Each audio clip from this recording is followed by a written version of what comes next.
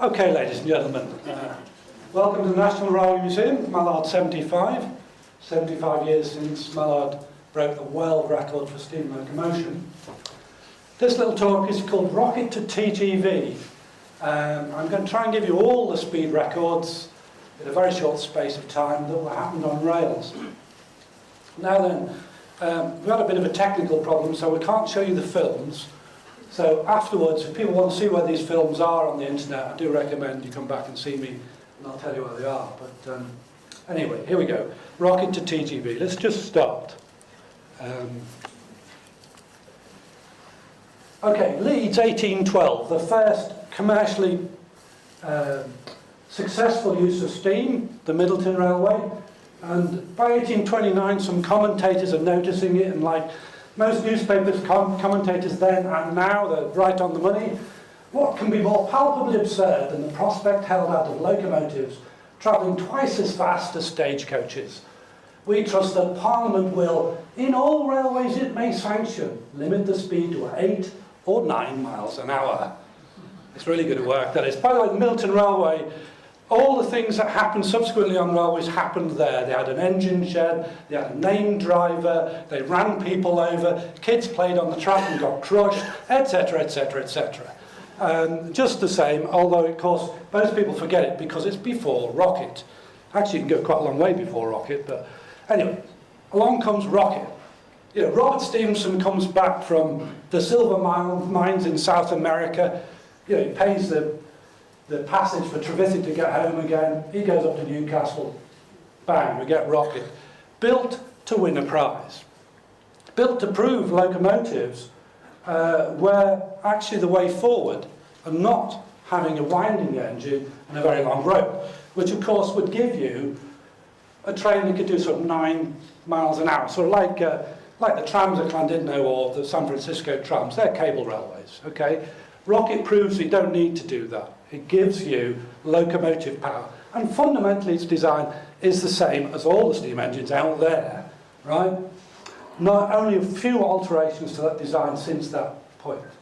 And straight away, you can get something that goes really fast. So I'm going to give you my favourite train spotter of them all. One of the first recorded train spotters, Fanny Kemble. She was like the star of her time. She was like the Madonna of her day. We travelled at 35 miles an hour, swifter than a bird flies. When I closed my eyes, this sensation of flying was quite delightful. That's a young woman aged 20 who confessed she'd fallen desperately in love with George Stephenson. It's not bad for a middle-aged man from the northeast, really. She's very attractive, there we are. However, not everybody was happy. She blagged a footplate ride on Rocket before the line opened. That's not bad going, really. Not everybody was happy. Her mother, right, also had a ride on the train, was frightened to death and intent upon nothing but devising means of escaping from a situation which appeared to her to threaten with instant annihilation herself and all her travelling companions. Well, bear in mind, you had no continuous brakes. They hadn't really affected the couplings properly.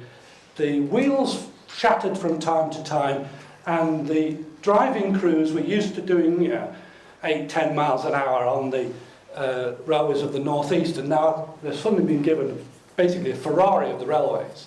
So they're going to do what young men do and see how fast they can go. So possibly Kemble's mother is quite accurate in that. However, along comes the science popularizer, Dr. Dionysius Lardner. Some names have gone right out, haven't they? Dionysius, nobody calls themselves that anymore.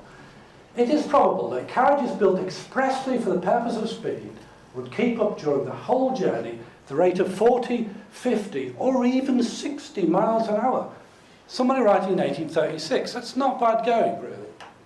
So there's the Liverpool and Manchester Railway, with people enjoying third class and the view of Eccles shooting by. This is Lardner. By the way, he was worth looking up. He had a bit of a colourful life. Yes, he ran off with somebody's wife, and the husband pursued him with a horsewhip. Anyway, that's just, that's people are people. Anyway, Dr. Lardner also predicted that if the brakes failed on a train in Box Tunnel, the gradient would ensure the train would accelerate to 120 miles per hour and at which speed the passengers would suffocate. Well, you probably come to a Box Tunnel now at roughly the same speed. And of course, Brunel said that's a load of rubbish. And he wasn't wrong. By 1852, the Great Western's Flying Dutchman has an average speed of 53 miles per hour, the world's fastest. And just consider that stagecoaches were called flying if they went fast. On the canal, you could have a boat that was continuously dragged by a horse. They called it a flyboat. Went quickly, as far as they were concerned, 5 miles an hour. So flying is associated with speed at this time, not with what the birds do. So here's broad gauge, zooming along. And don't forget, you actually don't really have such things we're used to now, like continuous brakes down the whole length of the train. The Newark brake trials happened in 1875, but it's not completely adopted by the railway companies till the 1890s. You know, you're still in the position whereby you want to put the brakes on. If you're lucky, the driver puts the engine into reverse and you screech to a halt. Not the safest thing in the world, but Brunel's broad gauge, high speeds. There's a claim in Lancashire for this loco doing 100 miles an hour in the 1890s. Something of a claim, but it is fairly flat and straight down towards Southport from through Bearscough that way. And that's the claim, buried deep amongst the annals of the Lancashire and Yorkshire Society. A much more accurate claim for 100 miles an hour is old Charles Roose Martin, who's a New Zealand journalist, got very excited on the ocean mails with his stopwatch and clocked City of Truro coming down the bank in Somerset at 100 miles an hour, or so he claimed, although he didn't make it officially claimed at the time. And the Great Western Railway was so frightened by the claim getting out that they suppressed it till 1922. So it wasn't immediately claimed because actually speed meant danger, and they'd had accidents like the one at Preston, which in the 1890s, which had actually been caused by speed. In that case, it actually come off the track. He should have been doing 10 mile an hour. They were doing about 40 coming through Preston, and they came off. And so speed is one of those things. But with City of Truro, you've got a timer on the train, timing it to the quarter mile posts. So as long as he's accurate with his finger and he's watching the mile posts go past like this very fast, and one of them isn't a white rabbit doing this, then it's okay. 100 miles an hour, no problem. However, it's not accurate enough for records. So the first 100 mile an hour officially is Flying Scotsman in the UK. And that's because behind it they had a very accurate car that measured the speed, the dynamometer car. It's out there in the Great Hall now. And if you look at it, it's actually the only vehicle we have there with an uneven number of wheels, because there is an extra wheel on the bottom, which is part of the measuring device. So, here's Gresley congratulating Sparshat on driving 100 miles an hour, back from Leeds to London. Why did they do it? Well, at that stage, they wanted to capture the business market. The LNER was not a particularly rich company. It wasn't a good investment. They wanted to capture the business market, and they were watching what was going on overseas. And they looked at buying the German Flying Hamburger, which was the fastest scheduled train in the world at that time. And it was a diesel train. But we didn't have any oil here, and we were just about starting to think we might dig under the sand in Saudi Arabia if we could nick the land. And so we didn't want to go down that road, and they asked Gresley, the board asked Gresley, well, see what you can do. So he got standard A1, bit old, best hotshot driver he knew, Sparshat left King's Cross Station, apparently said to some bystanders on the end of the platform, if we hit anything today, we'll hit it hard. And off they went, up to Leeds. Fireman Webster didn't get relief at Leeds, and they shot back down Stoke Suburb. and they topped 100 miles an hour. And that was the first authenticated 100 miles an hour in the UK. And it leads to the Silver Jubilee. It leads to the 4-hour service that we're kind of celebrating now, because Mallard, the design was designed for running those high-speed trains that the LNER introduced in the 1930s. So Silver Jubilee, the fastest ever steam-hauled train with passengers, August 1936, possible world record where they did over 100 miles an hour with passengers on board. And this, when they launched this on the press day in 35, they did over 40 miles at over 100 miles an hour. And they touched 112 miles an hour twice. So it was a rip-roaring success in terms of PR. And by the time they introduced the service, Britain's first network of high-speed trains, and the first one to Newcastle, some wag said that this made London a suburb of Newcastle. Perhaps not. Anyway, immediately the LMS, they want to get in on the act. So they asked Stannard to produce something. He doesn't really like having a thing produced like this bathtub shape. He wasn't keen on it. He said, well, we'll give the marketing guys 10 streamlined ones, and we'll build a set of proper ones as well, something along those lines. But anyway, this is the rollout of Coronation, Duchess of Hamilton, which has been re-streamlined to look like this is currently at our museum at Shildon, and it went to the World's Fair just before the Second World War. But of course, this is the one where driver Tom Clark and fireman Lewis, again on the press run, the press were made of sterner stuff in those days, clearly. He takes it to Crewe, and just by Whittington, just as you drop it into Crewe, it's not really very far from Whittington to Crewe, he racks it up and he gets it up to 114 miles an hour. They didn't tell the signal box at the far end of Crewe station, so it went across the crossovers like this, and they smashed a lot of press cameras, and they paid them compensation, you know, it is a couple of quid. And they went back at a major speed as well for the LMS record, and they the press, you know, new empire record made, 114 miles an hour.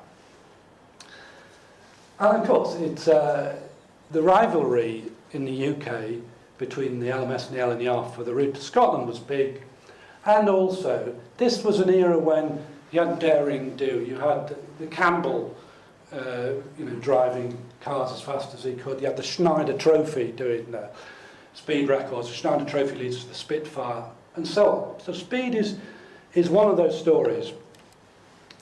And we get to Mallard, and my absolute favourite greetings, a telegram. The LNER chairman's wife sent a telegram to Gresley after the record had been achieved. Congratulations, LMS out for a duck. And that's Mallard about to leave Barkston, where it turned on the triangle, about to do that record run with driver Joe Duddington, fireman Tommy Bray, Inspector Sam Jenkins on the footplate. And of course, claimed at the time was 125 miles an hour, subsequently pushed up to 126 miles an hour, but it's a world record. 125 was just about half a mile an hour faster than the German steam locomotive speed record at the time. Gresley would have known the German head of engineering on the railways, and there was a little bit of rivalry, but not much. The most rivalry was with the opposing company on the other side of the Pennines, as it were, the LMS. Anyway, that trounced the LMS. And Gresley was happy with it because he'd done over 120 miles an hour for 3 miles. So easily beat the LMS record. He's very happy with that. Meanwhile, these are British speed records. Meanwhile, George Stephenson's supposed to have said this, it's in Asa Brick's book, it's possible and even probable that one of the great uses to which electric force will be applied eventually will be the simple conveyance of power by means of large wires. So, whilst he's trying to grow cucumbers straight and all the other things he did in his retirement, he's noticing what's going on.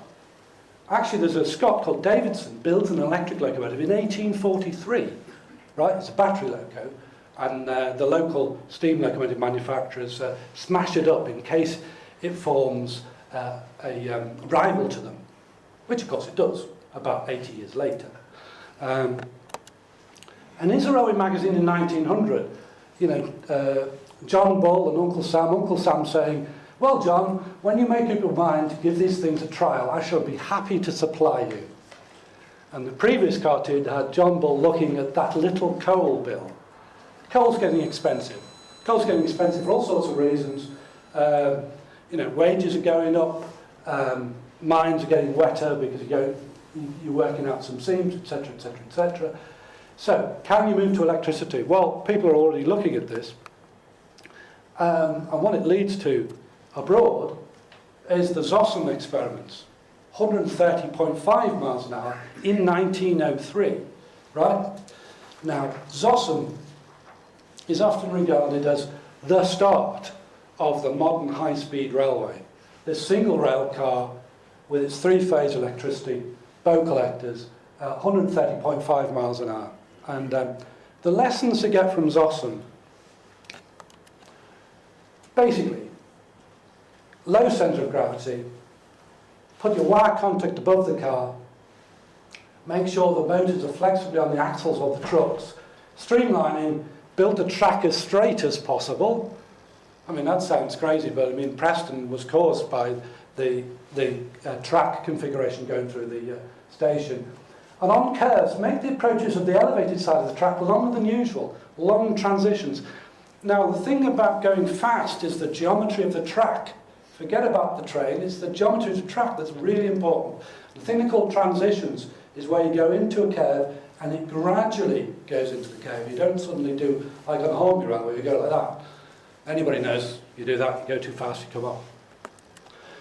So Zossen, one of the guys who was there, said it is probable that 230 kilometres per hour, that's 143 miles an hour, could have been reached had not caution outweighed a thirst for knowledge. Given that one of these cars came off at 100 miles an hour, but fortunately the bogie jumps back on again, you can see what he's saying. So that's Reichel at Zossen. By the way, the station is still there. It's on the outer suburbs of Berlin now. The interwar period, lots of experimentation with speed in France, in Germany, in Italy, and in the UK on rails. The UK was stuck with steam. The Germans tried electric, but there was another guy who tried something even more seemingly outlandish, and that's Krukenberg's rail Zeppelin. Yeah, don't stand too close. That is a propeller, right? And it doesn't have any kind of guard around it. Yeah, you kind of wonder what the health and safety would make of this. But Krukenberg, they weren't allowed to fly for a period of time in the interwar period because of the Versailles Treaty. So the people who'd been building planes went into doing other things. And he decided he'd experiment with how fast you'd go with trains. And he gets the rail Zeppelin to 143 miles an hour. Note the shape. The shape is very much like our Shinkansen out there. And that speed is not exceeded until the French do their run in 1954. And there's a later run where they're even faster. Right. Krukenberg's propeller, the reason for the propeller is he wants a lot of thrust for very little weight, right? And diesel engines in those days were quite large and heavy. The one thing you get out of this, for anybody who likes their westerns or their warships, is hydraulic transmission. It's one of the things that they learn from it. But either way, 143 miles an hour in 1931. 1955, the world record for locomotives, the French. 205.6 miles an hour, 331 kilometres an hour. That's the world record for a locomotive. It's actually never been beaten because nobody's ever tried to go that. Subsequently, of course, you don't have locomotives, you have trains. In other words, the power is distributed down the train. So you've not just got one unit in the front pulling. Now, the 1955 world record is an interesting case because this is where we have to mix the Brits back into the story, because there was only one problem. And if you look at that track, that's down there by Narbonne, where it runs straight along past the sand dunes, and basically it looks like a sort of piece of spaghetti. And what had happened was, during the run, a bout of vicious hunting broke out. Now, vicious hunting is when the train starts to do that. It starts to jump around, basically, with a thrashing side-to-side movement of the bogies, exerting such tremendous lateral force on the track that the rails were distorted into separate, like strings that looked barely fit for any train to pass over them without derailing. That previous picture was only released by the French in 1981. Control of the media is something that our railways have never been particularly good at. And the French are particularly good at it. Anyway, that's the fastest locomotive in the world, that Bobo from France. And it's still operational. They occasionally take it out for a run. Though they don't take it out at that speed. And this is where we come back into the Brits, because that is a very fast speed, over 200 miles an hour. But can you do it safely? Because speed without safety is not worth having. Who's going to buy a ticket on a train that might kill you? Nobody. So, can you do it safely? And this is where our man comes in. HSFV1. This is the most important wagon there has ever been, right? A four-wheel vehicle, safe at 140 miles an hour. The triumph of 1966, courtesy of BR Derby Research, Dr. Alan Wickens. Now, Wickens, I've realised that the major problem with the rail vehicle is you actually have a cone wheel sat on a surface that's slightly angled. It's inherently unstable. The physics is really complicated, but believe me, it's inherently unstable. And after a while, it starts to hunt. And how you control that is important. He came from British Aerospace. They had enough computing power to work out what to do, and the wheel-rail interface is actually the Achilles heel of running fast, and they worked out what to do, and they shared the knowledge worldwide. Because they shared the knowledge worldwide, you could get true high speed safely, day in, day out. So, the advanced passenger train in the UK, 162.2 miles per hour. TGV line opens, our TGV style line opens, HS1, manages 208 miles per hour in 2003. That's the UK speed record today, right? And that's down, of course, a brand new alignment, which I think they had about 10 years of arguments about it before they built it, and then everybody's forgotten the arguments they had. But there we are. Anyway, so that's high speed 1 built. And it's because you could understand what's happening with that wheel-rail interface. Meanwhile, of course, because our railway was mostly not electric, we have the high-speed train, which is a follow-on from Gresley, really, because the apprentice behind it, Terry Miller, the man who eventually delivered the high-speed train, was an apprentice at Doncaster in 1929. So his papers were signed by Nigel Gresley. And he eventually gives us a high-speed train, which is the diesel world record holder. And this prototype is now restored to working order. But anyway, the production model does 148, the prototype does 143. The prototype seen here, that 143 miles an hour was done by a York-based driver, and he reckoned they could do 150 and stop within the signalling stopping distances. Because the other problem with the UK railway is mostly the signals are geographic, they're placed, and they're not in-camp signalling. You have to drive to the signals. So going fast, again, you need to think about your signalling. Cutting a long story short, of course we have to go back to France.